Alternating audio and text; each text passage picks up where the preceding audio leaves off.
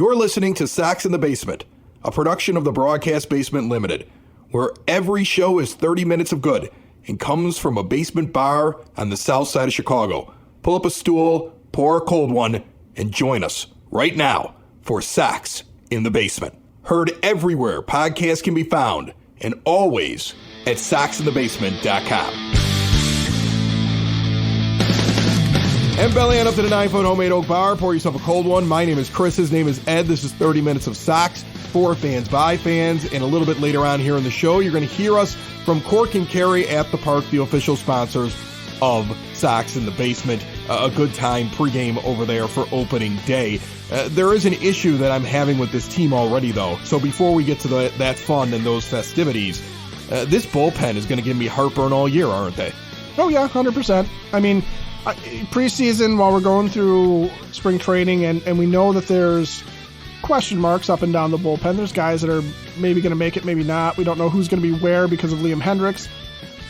I went through it. I compared them to all sorts of other contenders, and the one thing when I was trying to prove Pacoda wrong on the Mismatched Sox blog was every single time out, I looked at the bullpen and went, I just can't give the White Sox a higher grade than most of these other teams in their bullpen because we just don't know what they are. We don't know how effective they're going to be.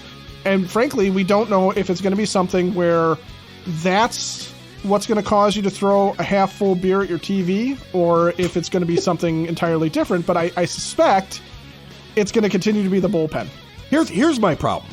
My problem is just looking at the first couple of days. I see a starting pitching staff, especially the first three guys that took the mound between Cease and Lynn and Giolito with, Dylan Cease, amazing first game, right? 0.316 whip, walks and hits per innings pitched during that game. Lance Lynn, 1.235. Lucas Giolito, 1.2. They're going 6 innings, 5 2/3, and 5 innings, though. And I know it's early in the year, but and I'm going to sound like an old school person saying, why don't these guys pitch longer? But we need them to pitch longer because we don't have a bullpen.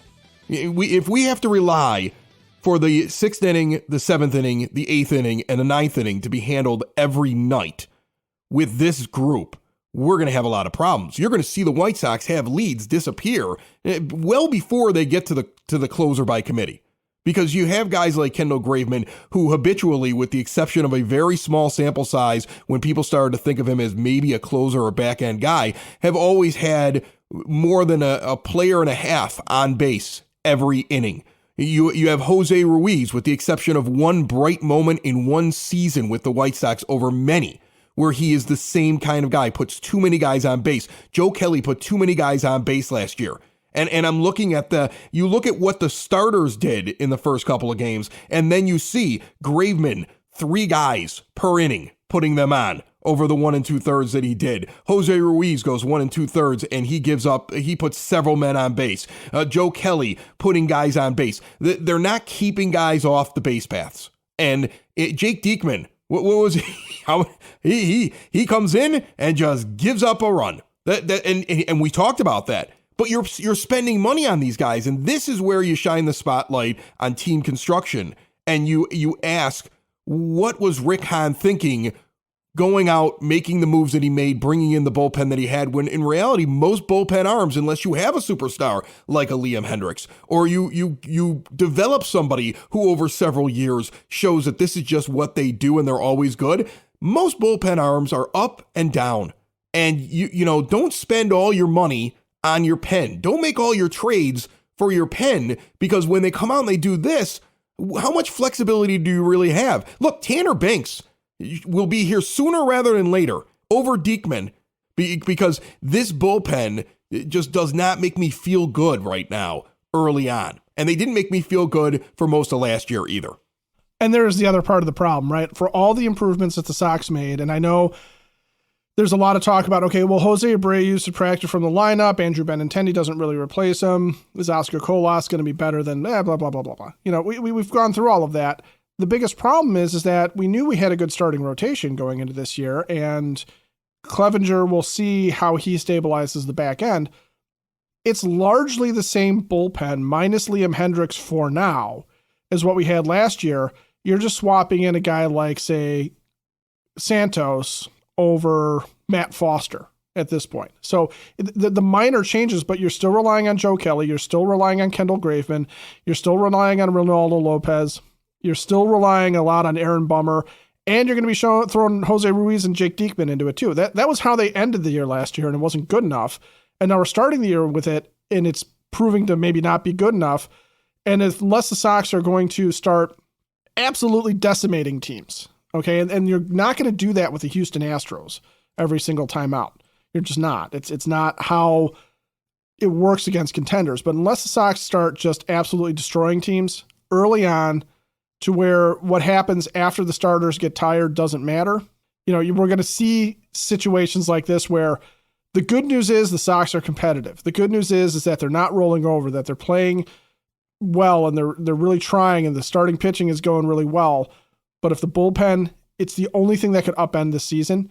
And that's where if I'm going to panic early, I'm going to panic about that. As we're sitting here talking, because we know we're going to spend the whole day at opening day, we're actually talking on Sunday afternoon. And Mike Clevenger has pitched 5 innings and given up only 3 hits. And the White Sox currently just put another run up while we're talking here. While you were in the middle of talking, it went from 2-0 to 3-0. They're putting runs up. But there is this moment. I'm looking at the score. But I'm looking at the score and I'm thinking to myself, all right, how long can Clevy go for? Because eventually you have to turn it over to the pen. And that's when the Astros, and I don't know, this show will be done recording this little moment here before we throw it all out to everything that we did at opening day. How many runs can the Astros score when the weak bullpen shows up? Because that's when teams are going to climb back into games. I mean, it really feels like you have a really good starting pitching staff and a team that, while not everybody's clicking perfectly and they've been leaving guys on base, is actually scoring runs. And I was very encouraged on opening night that they came back in that game and the clutch hitting from Andrew Vaughn and the fact that they didn't lay down, right? Because that was another problem that they had last year. Like, I'm seeing them not lay down. The problem, though, is that you have to score runs early and often because you're not going to hold a team down for 9. Once they can get to your bullpen, that's what the book on the White Sox is going to be. Early on, at least this year, if you're scouting the Sox, you're sitting there saying, okay, the starting staff is great, and the team is finding a way to put runs up early, but we have to get to that bullpen, work the count, get the pitch count up on these guys that are all trying to paint the corners and have a ton of strikeouts and everything like that. Get them out of the game by the end of the 6th inning or before it. And then get to that bullpen before they get to the very end when you could bring in Reynaldo Lopez, who, even though he was shaky that first time going out for a closing spot, I think that was also, he was hyped. Everything he was throwing was well over 100 miles an hour. I mean, he was he was just so hyped. It was opening night, and he was trying to secure the win as a closer in place of Liam Hendricks, who's battling cancer. Like, he walked off the mound thinking he forgot it was the 9th inning. Like, that's how hyped Reynaldo Lopez was. I feel like he'll settle in and he'll be fine. And when Liam Hendricks comes back, hopefully sooner rather than later, now you've got another guy at the back end along with Reynaldo Lopez, and things look a little bit better. But this is going to be the book on the White Sox of, if you can be within, have a puncher's chance, be down 3 runs, you could probably get those 3 runs in the 7th and 8th innings, or the 6th, 7th, and 8th innings. And that's going to be an issue. Remember, there's a stat called a quality start. Starting pitchers need to go 6 and give up 3 runs or less for what is considered to be a quality start. It is not something that we see as often as we probably should on this team. Like, if somebody asked me today, Ed, would you rather have a pitcher that goes out and goes 5 1/3 or 5 2/3 and strikes out 8 guys and holds down the other team and barely lets anybody on, but then I have to go to this bullpen? Or would I like to have a guy that maybe lets a few balls get into play a little bit more, doesn't use up as many pitches, especially against the bottom end of the lineup? Like, the guys are not very good hitters. Maybe just let them put the ball in the play and rely on your defense and get deeper in the games. And even if you give up a run with that, you get deeper and I don't have to see this whole bullpen. I take player B in that scenario. And you're hoping as the season progresses here, some of these guys go deeper, because that bridge to the end is shaky and it rattles in the wind. Yeah, absolutely. And that's where something like, we're looking again, we're watching in real time on Sunday as Clevenger's going, and right now he's got 5 under his belt. If he can go 7, I don't care if he walks out of that game having given up a couple of runs. The shutout portion of it's nice. I would love to see Dylan Cease go longer. I'd love to see Lance Lynn be able to go longer. I think Lucas Giolito's biggest Achilles heel sometimes is the fact that he does not get deep into games very often. If they can come up with guys, a couple of them, you just probably need 2 of them out of the 5 that can consistently get out of the 6th inning and get into the 7th inning, it will help immensely. Well, it's not going to be Lynn. It's not going to be Lynn. No. The way that Lynn pitches, he is not the guy that's going to go deep. If Lynn goes 6 innings, you're like, all right, that's great. Thank you, big guy. But more often than not, I don't know how often he's going to get there. I mean, I don't even remember last year, but I bet you if I go back and I look through his game log, he's got a lot of them where he isn't going the full. That's really the problem. I mean, like, look. But that was also Cease. You have such a good starting rotation. But the value of them goes down a little bit. I know you can look at the numbers on paper and be like, oh my goodness, look how great this rotation is, right? But, you do need that guy that goes out there every once in a while and rests the bullpen. You do need that guy every once in a while that goes 8 or 9. And I know somebody's going to be like, oh, that's just not the way baseball's played. I don't know. There are some superstar pitchers that go deep in the games. Shohei Ohtani goes deep in the games. Shohei Ohtani goes deep into games. Garrett Cole still goes deep into games. Max Scherzer is nearly 40. He goes deep into games. I think the difference between Verlander last year and Cease in terms of the Cy Young is how often Verlander went deeper into games. He just had more innings. You have more value to your team if you're able to go deep in the games. This is not me putting down Dylan Cease, but that's the next step. The next step for Dylan Cease is that if Lucas Giolito really wants to get paid, figure out how to have good stats and get through the 7th. And you're really going to get paid. That's the difference right there. Right. Well, even Aaron Chevali from the Indians, the Guardians, sorry, old habits die hard, man. But even Aaron Chevali, who we called out a couple shows ago as being a guy that's a potential, just this potential weak spot for the Guardians rotation, he went out and pitched 7 in his first start this year. And I think he had like 2 strikeouts and a couple of walks, gave up a couple of runs. His stat line wasn't all that impressive. But what helped was the 7 innings that he gave them, because they do have a good back end of their bullpen, and they didn't have to get into any of the questionable guys because this guy went 7. So again, as we're sitting here watching a game where we're wondering how deep Clevenger can go, I'm also sitting here looking at the bullpen wondering, I've seen everybody kind of let me down except Bummer and Lopez, and Bummer scares the crud out of me. He always will. He does. Yeah, he does. Yeah. And so I'm wondering who's coming into this game and what are we looking at, especially as the Sox get out of the top of the 6th, had the bases loaded, and Anderson strikes out, Robert flies out, and Benintendi grounds out to quell the threat. Think about it. This is going to be Rick Hahn's focus. If this team is competitive this year and has a shot at the postseason, he's still going to have to make a move to bring in more arms, to find the guy who's hot, who's playing really well at the back end of a rotation. Because your bullpen still has problems. After all these seasons of like ignoring second base and right field because you wanted to add to your bullpen, and it still isn't like something that I'm excited about. When we get to the bullpen, that's the most nervous point of any White Sox game for me. Sox in the Basement listeners, switch to a new age of life, whether it be mom and dad, grandma and grandpa.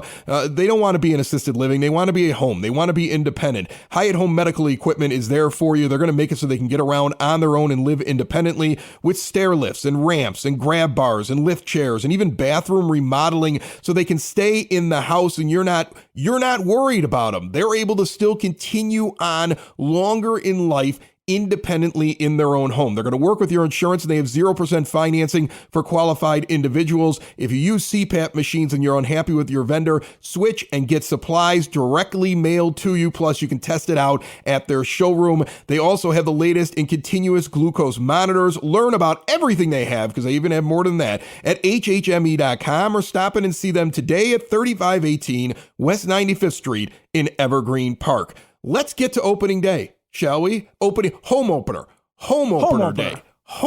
day out at Cork and Kerry at the Park with Sox in the Basement.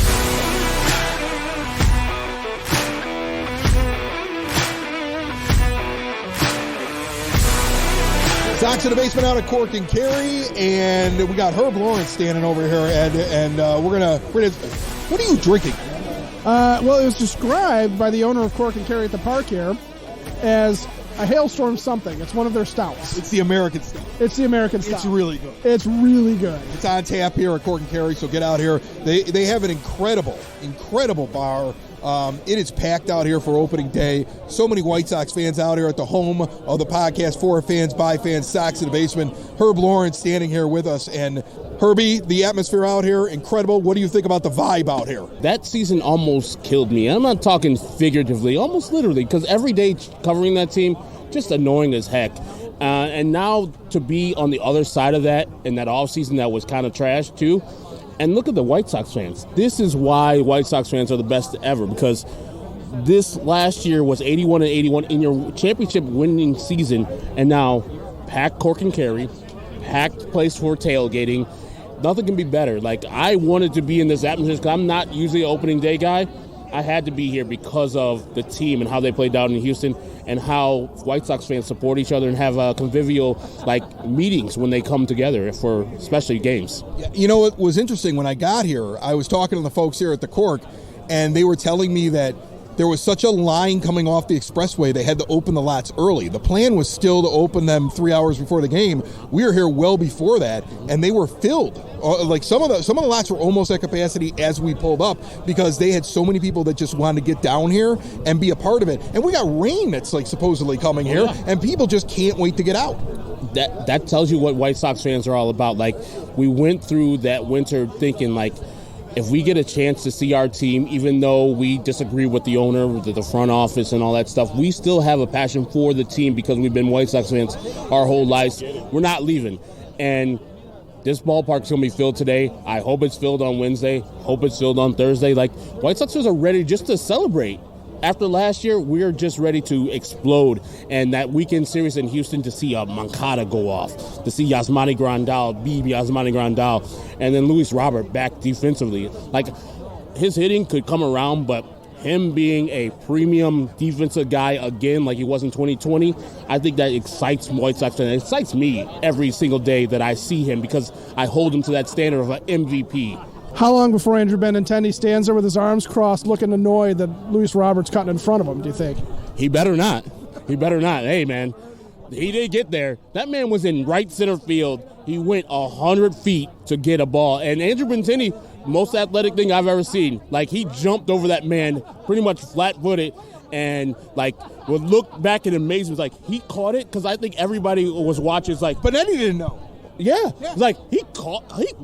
Yeah. It boggles the mind how good this guy is, because you see this whole weekend before yesterday, the man at the plate was just lost. It's just really bad. At least he didn't allow that bad and the sliders and the sweepers to affect his defense, because his defense is back to 2020 levels, where last year it kind of waned off. He wasn't the elite player that he was starting this weekend. It's very, very promising that these guys are playing the way that we all envision as White Sox fans they can play. Yeah, and I think the other thing is, it's so great to have a left fielder that I'm not worried about as that play's unfolding, because Benintendi, he just jumps over him, and he's in awe of him, and he goes back laughing. He's like, I didn't hurt myself doing that. And if it was Eloy, who knows what happens? Oh, yeah. Eloy probably gets there and runs right into him before he makes the catch. Andrew Vaughn doesn't get there, and it just looks like a nice sliding catch by Luis Robert. Andrew Vaughn still probably at the Crawford boxes level. But, yeah, it's a thing where you get actual Major League Baseball players playing their actual positions.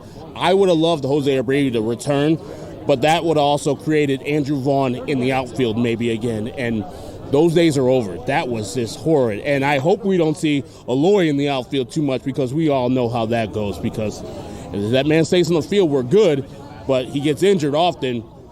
Less exposure to injury for Eloy Jimenez, because he's important to the actual hitting. Defense, I don't give a damn about him.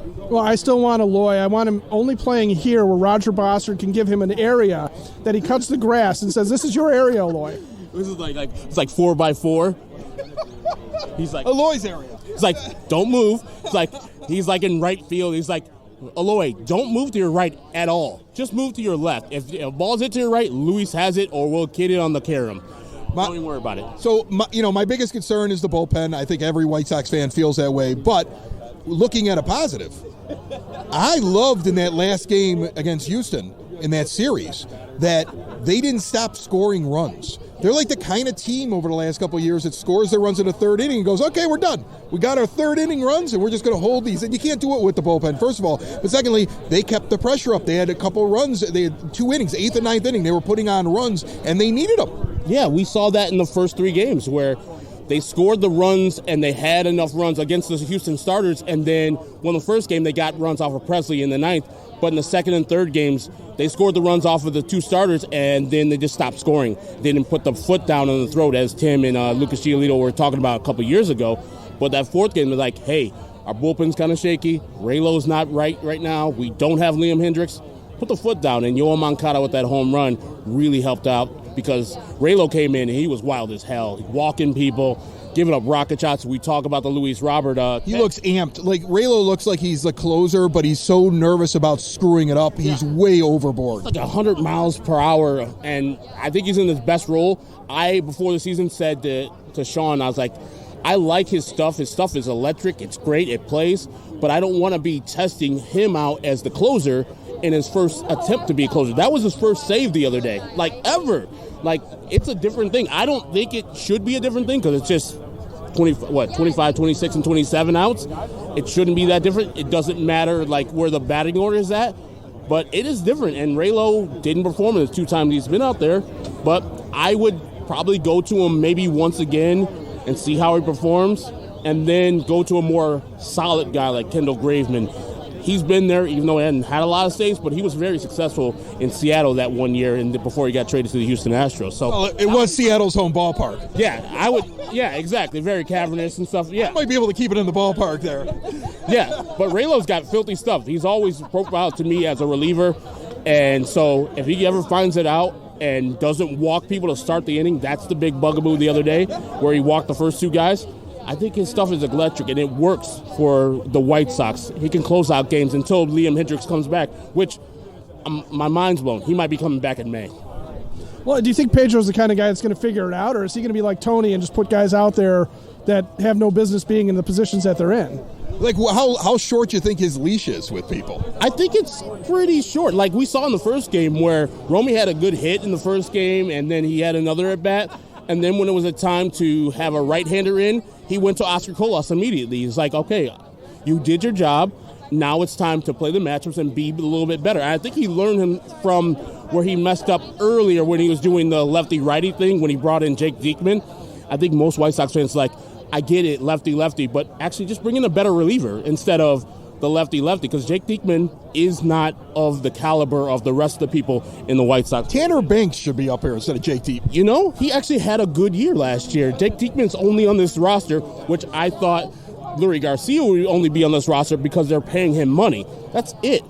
Otherwise, he is not a good left-handed reliever at all. He walks too many people. His stuff is garbage.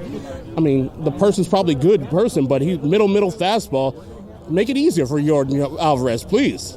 So here, before I let you go, because I know you're running all over the place, we talked earlier on in this episode about the idea that if these starters are only going to go 5 innings, 6 at the most, that's a lot to ask for your bullpen, because you're going to pull 3 to 4 guys out and hope they all pitch well, or you're going to have 1 inning where everything blows up. And some of these guys have to start getting a little bit deeper. I mean, I know you want the strikeout, but keep your pitch count a little bit lower and contribute to the team that way. I'd like to have a few guys like that.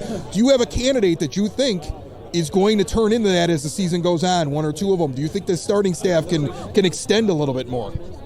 I'm everybody was worried about Dylan Cease and his walks and such from last year. I'm worried about Michael Kopech. He walked just as many people in fewer innings than what Dylan Cease did last year. I think he's the key to the White Sox starting rotation. If he can actually give you length, 6 innings, pitch more to contact instead of trying to strike everybody out. We see Dylan Cease with the premium stuff, but last year when he needed it, he was extending himself into later games because he was letting people hit the ball to their defense. I think everybody feels that. Lucas Giolito, he wasn't that great yesterday. or 2 days ago, he was more pitching to contact Lance Lynn too. I think they understand what is needed and not necessarily, hey, let me strike everybody out. Let's depend on our defense, as they probably feel as confident as we do with the outfield now, and the infield defense is much improved too with Elvis Andrus manning second base. I think you got to see that, hey, hit the ball to your fielders, get outs, and let's go in bad, because these guys are going to hit no matter what. Now can they turn them into runs? So confidence in the actual defense behind you and the offense that's going to be coming up after, I think that lends itself to actual better pitching from the starters. Herb Lawrence, you've heard him a lot if you've been in Chicago over the years. And then, CHGO White Sox is doing the great, everyday thing. You and I have had this conversation before. Sox in the Basement kind of goes big picture, and you guys are looking at it day to day. And I think it's just kind of just what you're doing over there is great. And I really appreciate, all the kindness, man, jumping on the show and the kind words as well. Thank you so much for joining us. I mean, Chris, Ed, what's better? You guys have a great show. It's awesome. I listen to it when I'm going to be heading to Pittsburgh with Chris Tannehill and Shane Reardon. I'm going to be listening to Sox in the Basement every time. You guys have great guests and great conversations. We really appreciate you guys doing it every day. I'm not every day. Whenever you guys do it, we're listening. You get to the bar next time, okay? You want to come see the 9-foot homemade oak bar sometime. You're welcome. Oh, my God. I mean, you ain't saying nothing but a word. I just went to Oak Lawn. Is it close to Oak Lawn? Yeah, I'm in Evergreen Park. I'm right there. All right.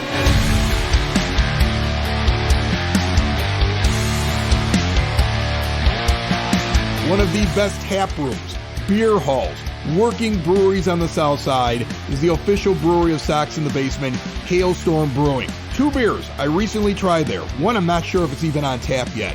I am not a pepper beer person. They made a hot pepper beer that wasn't too hot for me to say, I'll have a whole pint of that. But the Oaks, you gotta try the Oaks. 9% Imperial Brown Ale, it'll knock your socks off. Will Turner, the brewer over there, is always doing really fun stuff, and that's what a brewery should be like. Great lunch specials now. You gotta get in there, and there's a new brewery tour and beer tasting event up on their website right now, April the 27th. Check that out and everything that has to do with Hailstorm Brewing Company, 8060 186th Street, right off of 80th Avenue, hailstormbrewing.com.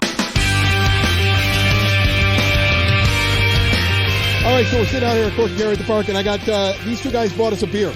So I'm going to put them on. Sound good? What's your name, man? Lauren. What's your name? Frank. Frank bought me the beer, didn't he? He did. So I want to talk to him first. Okay. So Frank, first of all, thank you for the beer. And secondly, what do you think about this team, this atmosphere out here at the ballpark? The atmosphere is great. The team, still a little bit of judgment there. I saw some shades of last year on the Astros series, and I love this. You're like, everything's great. I'm at opening day. I'm buying beers for people. But, it is the White Sox. You're such a White Sox fan. Happy opening day, Frank. I've been a White Sox fan since 1960. Yeah, you've seen some disappointment. Oh, I've seen a lot of disappointment. My dad always points at, what was it, 67 was just brutal. They couldn't get a hit. They had great pitching staff. But he was like, we should have won that year, and we couldn't get Hawk Harrelson. Hawk Harrelson went to the Red Sox instead of the White Sox. He yells about it all the time. They always came in behind the Yankees and the Cleveland Indians. That was my reality when I was growing up. My belief is that this year it ends with the White Sox winning the division and chanting F the Guardians in a response to last year. What do you think? I love that idea. Yeah. I'm going to take the half glass full approach. I don't know. So far, I've seen better defense. It's not been it's better than last year, right? You agree? It is. It is. Elvis Andrus is an upgrade. Oscar Colas is an upgrade. There's all kinds of... Andrew Benintendi jumped over Luis Robert. Eloy Jimenez would have run into him. They would have both been injured. Yeah, they would have definitely... They've been laying on the ground. Astros running all over the base paths. They're hitting home runs. Moncada looks alive. Yeah. It's not bad. We have some bullpen issues, but they're going to get some help, I hope. Where are you sitting in the ballpark? Where are we, 100? 139. Look at these guys. Their high rollers are in the lower level. You're gonna go try to find the new ballpark food, or do you just accept that you're never gonna get it? It's just something you see on the internet. Yeah, no, it's just on the internet. That's it. It's just on the internet. Sox in the basement. Sox in the basement. Sox in the basement. Sox in the Basement. Heard everywhere podcasts can be found, and always on soxinthebasement.com.